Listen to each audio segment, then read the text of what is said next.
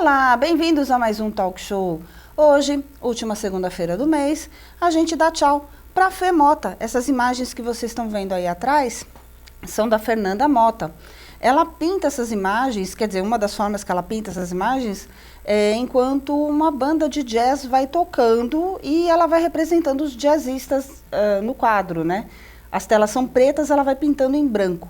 E a gente dá tchau para ela, fica aqui o contato dela, o site femota, com 2ts.com.br e contato@femota.com.br para quem quiser também estar adquirindo as obras ou estar conhecendo de perto o trabalho dela. Uma vez por mês, me parece que eles se apresentam, a banda se apresenta no Parque da Aclimação, Jardim da Aclimação, e ela está lá junto com eles, né, fazendo as pinturas ao vivo. E hoje eu tenho aqui meu colega de TV, aqui da Flix TV. Ele é apresentador, ele é economista e ele é consultor de Roberto Mangraviti, bem-vindo ao Talk Show novamente. Muito obrigado. Depois de um aninho, né? Acho que faz um ano já tudo isso. Você não me dá muita bola, você me deixa pro lado, mas tudo bem. É que é tanta coisa acontecendo, Roberto, tanto no seu programa quanto no Talk Show. Chega uma hora, mas vem justamente para um evento importante, o lançamento do segundo volume do e-book sustentabilidade.com. Isso, estamos lançando agora em julho o segundo volume do e-book, né? Que é uma coletânea. Quer dizer, o primeiro, assim como o segundo, as coisas vão acontecendo assim, meio que estranhamente. E acontecem, né? Quando nós havíamos completado 100 mil acessos no portal Sustentabilidade, falei, vou reunir um material que eu acho mais bacana e vou editar um e-book. Legal, fizemos isso há um ano e tanto atrás. Só que nós estamos com 300 mil agora. Mudou a cara do portal. Mudou, tá ficou lindo, bacana, tá né? lindo, ficou bacana, maravilhoso. Minha amiga Bel que deu um beijo, show, Bel, linda, tá aqui assistindo de tecnologia, você vai direto pro Face, tá direto pro Twitter, ficou muito bacana. E ainda vamos colocar outras coisas interessantes. Mas assim, voltando pro e-book, então, o que nós fizemos? Eu resolvi, quando você faz o primeiro, você se sente na obrigação de fazer um segundo. Você fez um, você tem que fazer dois. Tem que atualizar, né? Aí eu comecei a de novo caçar aquilo que tinha ocorrido de mais interessante nos últimos 12 meses, tanto no programa Sustentabilidade, que a gente faz aqui na Flix, quanto nas matérias que eu escrevo, ou que estejam no Instituto. Como eu colaboro com o Instituto de Engenharia de São Paulo, com a Associação dos Atacadistas, que tem um jornal deles. Então comecei a fazer um apanhado de tudo isso. E acaba dando uma certa provocação interior, né? De você fazer alguma coisa cada vez um pouco melhor. Tanto que dessa vez, enquanto eu estou terminando o segundo, que vai ser lançado agora, eu comecei a preparar o terceiro. Já está fazendo o terceiro. Poxa vida, o cara não para, gente. Que isso? Calma, lança o segundo e aí começa a fazer o terceiro. Mas uma pessoa que eu conheci, um escritor, que ele lançava um livro, mas ele já tinha uns 8 prontos na gaveta. É que eu tô falando ele ia fazer tudo ao mesmo tempo. É para ver se você já reserva uma agenda para mim em 2016. Então tá. 2016 a gente volta a conversar. Isso. Roberto, por que sustentabilidade? Por que você acabou enveredando por esse caminho? É uma história interessante. Eu tinha uma pequena empresa de prestação de serviço e manutenção para shopping centers, né? Que você trabalha muito à noite, principalmente quando o shopping está fechado e tal. E eu prestava serviço para um grupo internacional, que é o Sonai Sierra, onde tenho amigos ainda lá até hoje. E em determinado, isso há uns 10 anos atrás, e aí eles me disseram o seguinte, olha, eu queria o destino da caçamba de entulho.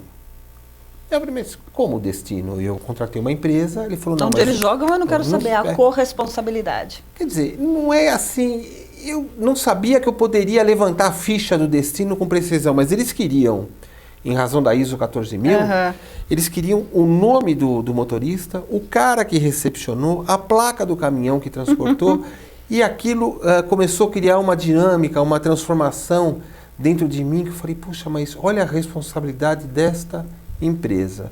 E aí comecei a estudar Aí você vai ver onde é feito o descarte, como que é feito, se a empresa terceiriza o motorista ou não. Isso tudo por conta de um processo que estava sendo feito o ISO, né? Até hoje eu vou na casa desse amigo que agora está em outra empresa, né? Às vezes nós nos encontramos no final de semana e eu falo, que confusão que você me colocou, cara. Estou aqui até hoje fazendo isso, né? E a sustentabilidade, na verdade, ela não é só isso, né? Ela tem uma série de vertentes de ver Você traz agora no livro, inclusive, algumas coisas. Gente, não fiquem com nojo.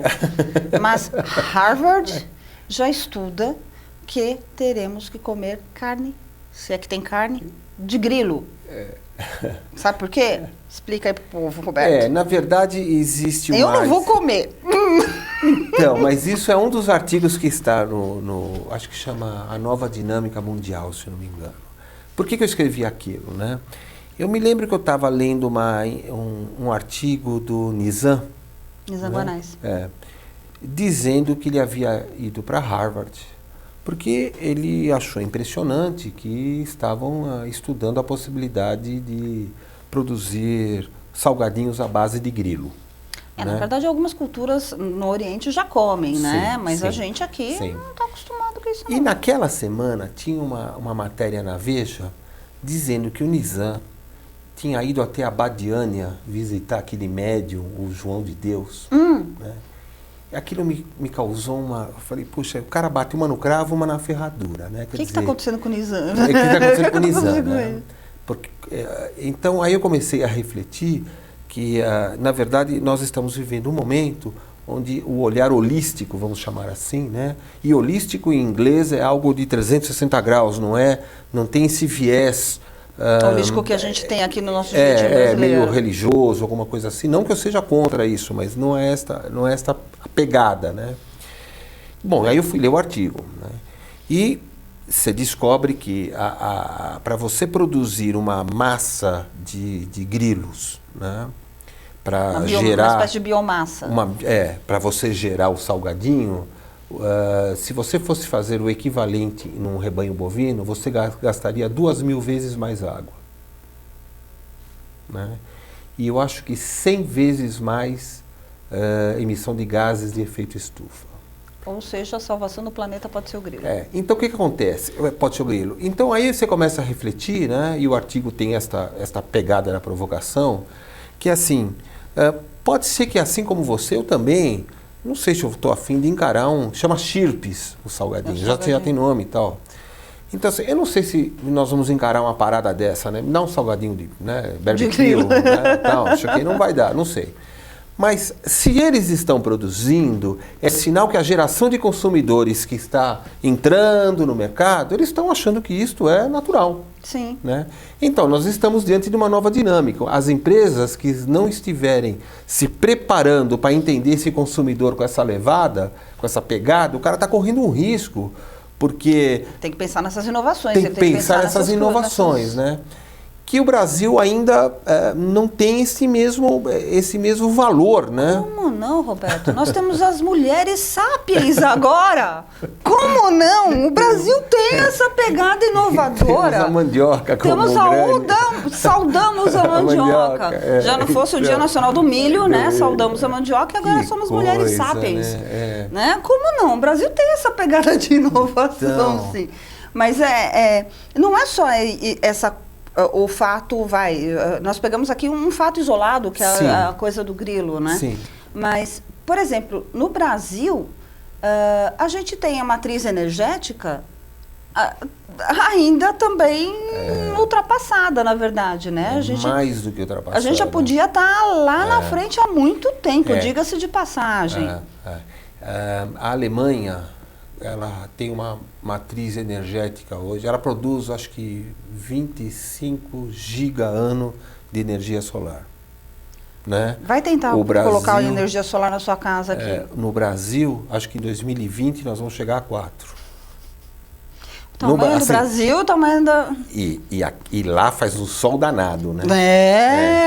A China atingiu, acho que 39 gigas é o primeiro. A Alemanha vem em segundo com 25. Pra você ter uma ideia, a China em 2013, ela adicionou uma quantidade de energia solar na matriz dela, que é tudo aquilo que os Estados Unidos já produziu, vinha produzindo, acumulado, Nossa. numa tacada só.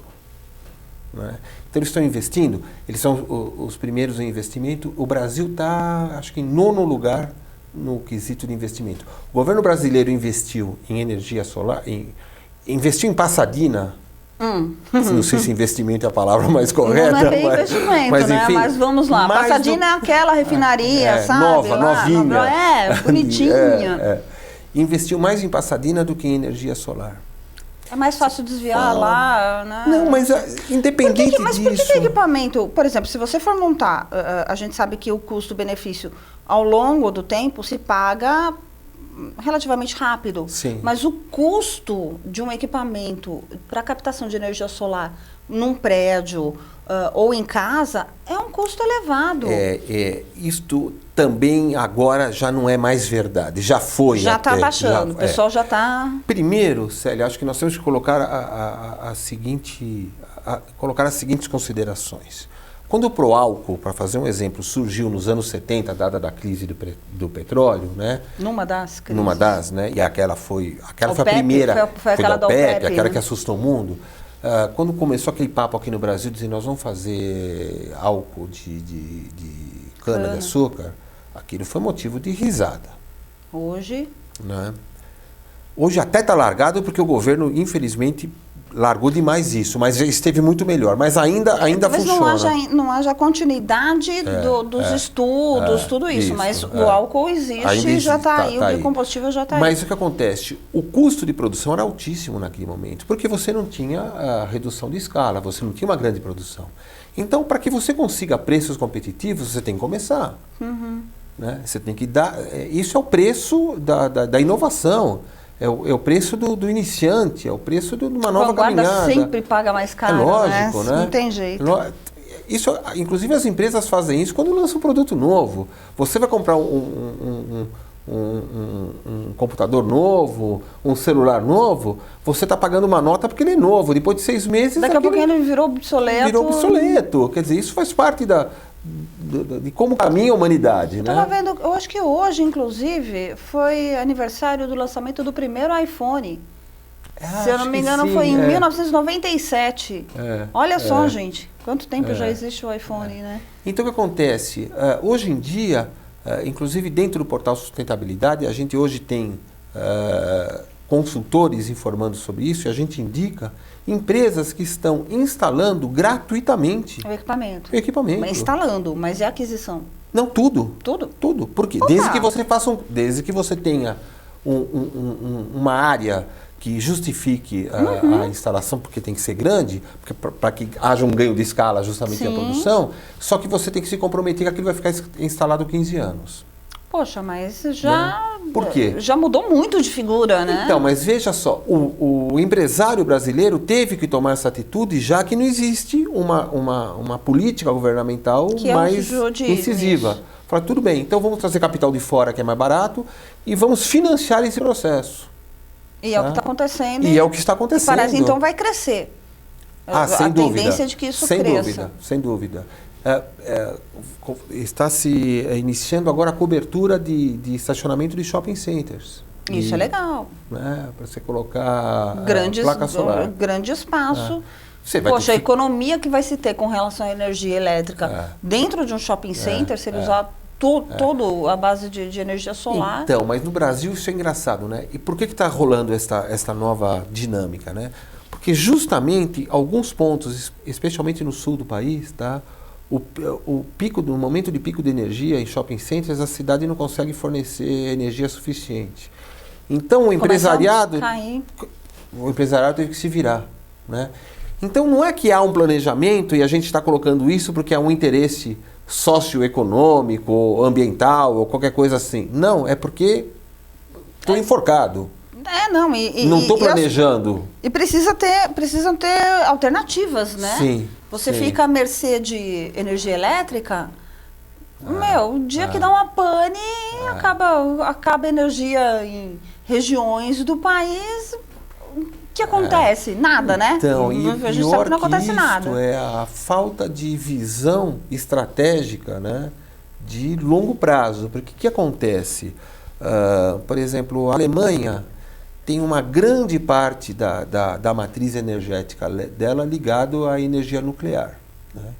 Depois de Fukushima, aquela confusão toda lá, e foi um tsunami, né? Não é que deu uma ventania, aconteceu um negócio assim muito feio, né? Tal. Bom, o mundo começou a falar, olha, esse negócio de nuclear, temos que rever esse processo. E a gente tem aqui umas usinas em Angra paradas, né? Na verdade não Eu estão tenho uma má paradas. notícia para você. Voltaram? Eles estão Estão reativando? Angra 3 estava 20 anos interrompida a produção. Tava Não a parado. produção de energia, a produção do edifício e tal. Uhum. Eles retomaram há 2 anos atrás, né? Porque existia material Atenção, lá. pessoal, isso a gente não fica sabendo na mídia, hein? Isso está no livro A e-book gente Sustentabilidade, sabe volume lá 2. A gente sabe lá naquela notinha no rodapé, atenção, né? Então, eles retomaram Angra 3, né? A construção da usina, enquanto a Alemanha, até 2025... Está desativando tudo. Já estará tudo desativado. Então, nós estamos na contramão da história. Para quê? Por quê? O que acontece com a energia? Olha, é aí que tá. Se a gente para e pensa... No meio disso tudo, Antônio Carlos acabou de mandar uma mensagem aqui. Antônio Carlos não disse de onde é. Como você vê o Greenpeace nisso tudo? É muito legal, né? O Greenpeace é uma fonte de inspiração para a sociedade moderna. O Greenpeace tem 3 milhões de voluntários no mundo inteiro. E é voluntário mesmo, voluntário gente. mesmo, Eu já tive né? o Pedro Henrique na época, não sei se ele ainda é, Pedro Henrique Torres, se eu não me engano. Ele era presidente para a área de energia no Brasil, né? E são voluntários mesmo, eles não aceitam doações de empresas. Tem uma série de regras e funciona aquilo. Antônio Carlos, uma informação para você. O Rotary, que é a maior ONG do mundo, pelo menos ela é centenária, tem mais de 100 anos. O Rotary tem 1 milhão de voluntários. 1 milhão e está em 100 e tantos países. Tem mais de 100 anos. E tem mais de 105, 106 anos. O Greenpeace começou em 1970, 70 um pouquinho assim e tal. 74, ele 75. tem 3 milhões de habitantes, de voluntários. E assim... Sou de Atibaia, ok. Antônio Carlos, sou de Atibaia. E o poder, né, os órgãos públicos e tal, tem pavor do Greenpeace. Sim. Porque assim, se eles recebem uma visita, uma pergunta, o Greenpeace, ele fica checando as condutas, né? Eu brinquei na época, eu lembro que eu falei que eles tinham uma pegada terrorista. Não é que eles tinham uma pegada terrorista, eles têm uma pegada extremista, né? Eles vão, a hora que eles veem que não dá mais, vai com tudo pra cima e pronto. Eu não sei a idade do Antônio Carlos, mas o que eu me lembro, né, que a primeira imagem que eu tenho na mente ambiental é proveniente do Greenpeace, quando um jovem estava em cima de um barquinho de borracha defendendo uma baleia de um arpão. Aquilo foi mostrado em preto e branco no Fantástico. E eu falei, o que esse bobão tá fazendo aí, né? Cara, é louco, né? Esse xarope tá fazendo aí? Porque a gente não tinha o entendimento dessa dinâmica e o mundo vai se transformando e graças a Deus eu preciso achar agora o endereço do cara que estava no barquinho para mandar um grande abraço para ele. Ele está dizendo aqui, eu tenho 35 anos e eu gostaria de ser voluntário no Greenpeace. Entra no site deles, vai lá no site do Greenpeace, eles têm lá todas as dicas de como você ser voluntário, Antônio Carlos. E em Atibaia não tem mar nem nada disso, mas tem bastante coisa aí para você preservar também. Eu queria até dar uma palhinha sobre o voluntariado, aproveitando já que o internauta entrou com essa colocação. O Brasil tem, no voluntariado das ONGs, né, às vezes nós sofremos um pouquinho por ONGs menos responsáveis, que tomam atitudes e mancham a imagem das ONGs, né? Mas as organizações não governamentais, ou as OCIPs, né? Mas a sociedade está de olho nessas ONGs também. Está de olho, Elas prestam um serviço absolutamente importante num país pobre como o Brasil. Nós entrevistamos, o Portal Sustentabilidade entrevistou no final do ano passado a vice-presidente das Casas André Luiz. Ela esteve comigo também, Dona Maria... A Zélia. Zélia Terezinha, né? Mimesse, Então, as Casas André Luiz atendem 200 mil pessoas por ano com dinheiro do bolso deles. de eventos que se organizam, tal. De associados e gente que se cotiza, tal. E possui 800 pessoas com deficiência física residentes. Eles inauguraram ali em Santana, né? Agora eles também estão com um ambulatório lá. Nós levamos o Amon para tocar lá, né? O Amon Lima para tocar legal. lá. Eles têm um trabalho maravilhoso. Então, se for no Greenpeace é legal, se for numa ONG ligada ao André Luiz, assim, entre numa ONG que você vai aprender a trabalhar com pouco dinheiro, porque lá a gente tem que fazer o dinheiro... as ONGs estão entrando, organização não governamental, é justamente isso, onde o governo não está suprindo, né?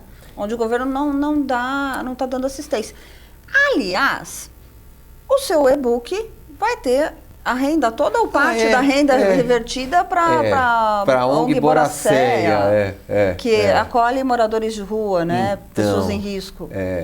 A Boracéia é uma ONG que fica na Barra Funda, aqui na cidade de São Paulo, e o Amon me apresentou o Boracéia, e quando lá estive também temos acho que 300 ou 400 pessoas que são residentes lá, que foram recolhidas da rua, e a surpresa... É uma espécie de uma casa de acolhida. É uma casa de acolhida, né? Mas porque algumas pessoas, ao serem recolhidas da rua, elas não têm condição de sair de lá, porque estão num estado lastimável, né? E necessitam uma recuperação, ou psicológica, ou de alimentação, enfim. E, inclusive, nós trouxemos aqui dois residentes, né, digamos assim, sendo que um deles é formado pelo Largo de São Francisco. Advogado formado. Advogado formado pelo Largo de São Francisco, e o cara estava morando na rua. Né? E o outro era torneiro mecânico, se não me falha a memória. Então, o que acontece? E é uma ONG. Está ali, né? Então, fazendo o papel do que o governo poderia estar fazendo. Poderia estar fazendo. Então, o que nós estamos propondo? Nós vamos fazer o lançamento do e-book e teremos uma assinatura eletrônica, né? Então, em vez de eu assinar o livro em papel, que tem que ser sustentável, ele vai ser uma assinatura eletrônica. Haverá uma data ainda que nós estamos definindo, e toda a renda recolhida do e-book no lançamento irá para o Boracéia. Poxa, né? Que legal.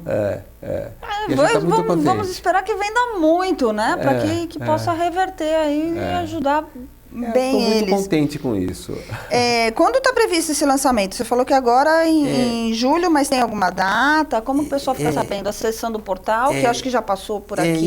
Eu vou informar, a semana que vem eu informo, mas eu acho que é lá por volta do dia 20 e pouquinhos de julho, tá? De julho, daqui a um mês mais ou menos. Um pouquinho antes. E eu acho que nós vamos lançar lá dentro do Boracéia mesmo. Olha. Para que eles entrem em contato com a rede de contatos deles. Uhum. Porque assim, existem algumas empresas e outras pessoas voluntárias, como Antônio Carlos, que trabalham nesse processo em ONGs, e nós queremos usar justamente essa rede, né, para angariar esforços em prol de uma ação social. Né, e tem custo do e-book? O e-book, em geral, o e-book anterior estava sendo vendido na Saraiva por R$ 8,50. Mas nós vamos fazer uma dinâmica diferente. Nós vamos, acho que, fixar algo em torno de 15 ou 20 reais como ingresso.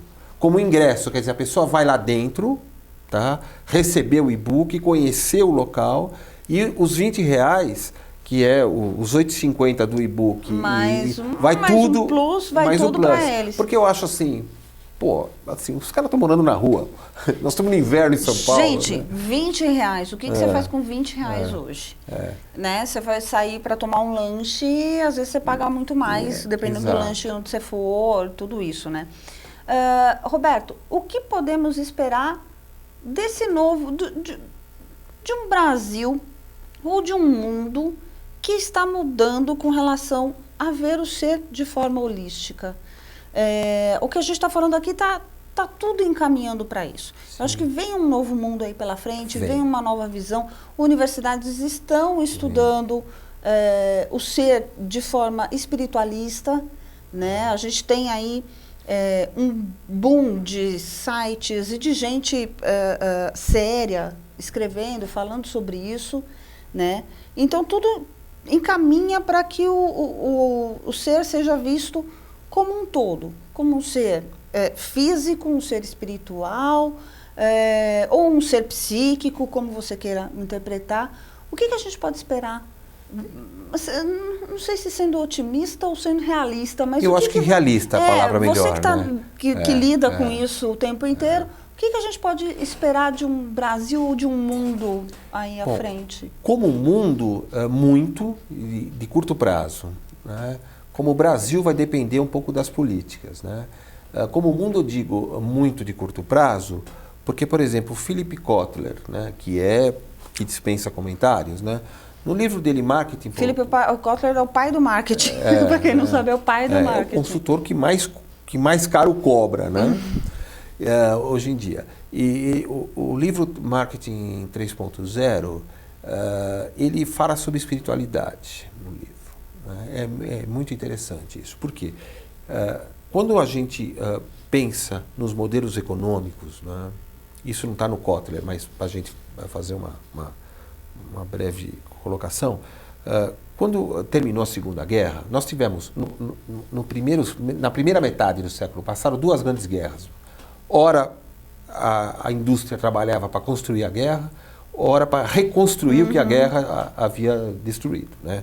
Então, quando nós chegamos nos anos 50, vamos assim dizer, que o mundo estava pacificado entre aspas, né? Pelo menos de grandes guerras, eram coisas locais. Nós tínhamos dois blocos grandes econômicos. Tá? E a Rússia crescendo já dividindo o mundo. A Rússia virou a União Soviética, englobou todos os países ali em volta. O modelo econômico também foi para a China, e foi baixando Coreia, tudo isso. Formaram dois blocos, Oriente e Ocidente. Então, mas mesmo assim, no mundo capitalista, a indústria, ela deixou de ser o foco do negócio, passou a ser a distribuição. Por isso que você pega nos anos 60, né, a televisão, os supermercados, porque se a indústria havia produzido já alguns anos, vinha produzindo, você precisava criar mecanismos de distribuição disso. Então tem o boom dos supermercados, né, das políticas de distribuição e tal. Bom, quando a gente chega lá pelos anos 80, 90, o foco passou a ser consumidor. Né? Shoppings. Então, shopping. Já tinha um pouco antes, mas aí teve um boom mesmo. Consumidor, né? Quando você vira agora e começa o século XXI, né, não passa a ser só um consumidor. O Kotler fala que é um consumidor espiritualizado, porque ele não é só um cara que vai e compra, é um cara que tem alma, que decide, que olha se é farelo de grilo ou não que ele vai comer. Tem um valor agregado, se é uma cor que ele gosta ou não gosta. Ele tem esta visão diferenciada, né? Então, acontece, isso significa que o mundo caminha para uma mudança muito interessante. Como que o Brasil vai se preparar para isso? Bom, depende. Nós trouxemos aqui na Flix o Dr. Sérgio Felipe de Oliveira, né, médico da USP, e eu fiquei surpreso que Harvard tem um departamento de espiritualidade. A George Washington tem um departamento de espiritualidade. O John Hopkins Hospital tem um departamento de espiritualidade, e os caras ficam trocando e-mails, descobrindo o efeito da glândula pineal na não sei o quê, pipipi, popopó. Gente, esse assunto rende, o assunto vai render 15 então, assim, talk shows. Isso, tem uma parte do Brasil que está assim. Que tá esperta, tá antenada, tá? Eu não sei qual o tamanho dessa parte e quanto que isso vai contaminar positivamente o país. Tomara que seja muita gente, Roberto. Tomara. Até porque a gente já está estourando quase o tempo. É verdade. Então, fiquem ligados no portal sustentabilidade.com. Já deve ter passado aqui o endereço. Olha lá, está aparecendo aí para vocês. Vai ter a data certinha do lançamento. Isso. Se vai ser feito lá na ONG Boracéia mesmo, como vai ser feito, todo o esquema. Gente, 15, 20 reais. Você tem um e-book falando sobre todas essas novidades, sobre muita coisa que a gente não conseguiu falar aqui hoje, mas tem muita coisa interessante. Tem muita coisa interessante no portal também. 15, 20 reais, né? Vamos lá. Vamos prestigiar cooperar. Roberto Mangraviti lançando o segundo volume do seu e-book. Queria agradecer muito sua presença, querido. Eu que agradeço. Para 2016 eu já vou ver como é que está a agenda. Tô brincando, Tá certo. tô brincando. Mas pode marcar, não. É um compromisso. Toda vez se tiver um lançamento, o talk show tá aqui de portas legal. abertas. Só não vale lançar um por mês também, né? Porque senão você vai quebrar as pernas, né? Aí não aguento. Gente, quer fazer algum agradecimento especial? Eu quero agradecer a Flix, ao Fábio, a Margit, o pessoal que apoia também o nosso trabalho aqui, né? A Bel que está lá cuidando, mexendo no site, né? Eu acho que a gente está formando uma equipe, né? De pessoas que estão justamente ficando integradas nesse processo, cada um trazendo a sua... Palavra certa, integração. Trazendo a sua contribuição, você sempre abrindo espaço. Estamos aqui. Né? Então, muito obrigado a todos que contribuem e ao pessoal que também acompanha a gente no Face e no portal. Antônio Carlos, procura a ONG. Quem sabe, de repente, tudo bem que Atibaia não está pertinho da Barra Funda. Oi. Preciso dar um recadinho. Diga. O portal agora, em julho, teríamos mais 2 colunistas. Uma oceanógrafa, tá? Opa. E uma nutricionista, né? Então nós vamos englobar a saúde do mar e a saúde humana, tá? Para trazer mais informações e tornar ele mais holístico. Receitinhas de reaproveitamento alimentar, tudo, não sei o quê. Opa, tudo, tem um pessoal bacana, tudo, a ONG Banco de Alimentos aí que entra com tudo. Pode indicar que a gente traz para o programa Sustentabilidade. Gente, Roberto, muito obrigada. Eu que agradeço. Pessoal, Talk Show fica por aqui. Dentro do tempo, semana que vem tem mais e tem mudança de cenário, hein, gente? Até mais. Beijo pra vocês.